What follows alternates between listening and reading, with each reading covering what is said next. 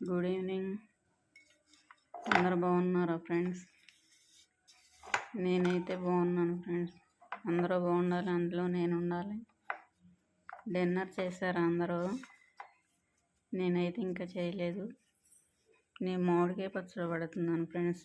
ఇప్పుడు తినటానికి ప్రస్తుతానికి 10 రోజులు లవ్ చేయాలి. ఇది నిలవైతే ఉండే పచ్చడి కాదు, నిలవకుండా పాడైపోయింది. ఇది సోల అంటారు.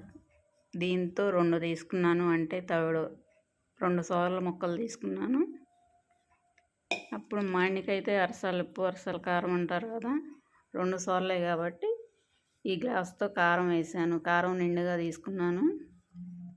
కళ్ళుప్పు తీసుకున్నాను, మిక్సీ పెట్టే కళ్ళుప్పు అయితే ఇక్కడ వరకే వేస్తున్నాను నేను, నిండా వేయట్లేదు. ముందే వేస్తే ఉప్పు ఎక్కువైద్ది. ఈ గ్లాస్ ఆయిల్ పోసాను, కొంచెం పసుపు వేసాను,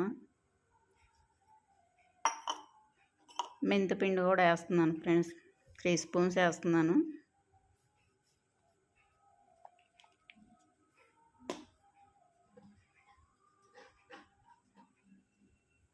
వెల్లుల్లిపాయలు మిక్సీ పెట్టాను.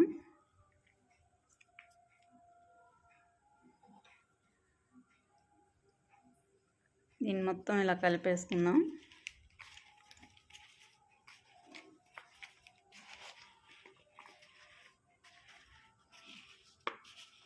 ఇది 10 డేస్లో చేయాలి. ఉండా పాడైపోయింది, నిలవ ఉన్నది. ఇది ఇలా ప్రస్తుతానికి తిందామని పెట్టుకుంటున్నాము. నూనె అయితే ఆ గ్లాస్ వేసాను, మళ్ళీ చాలకపోతే 2 రోజులు అయినాక వేయాలి కొంచెం.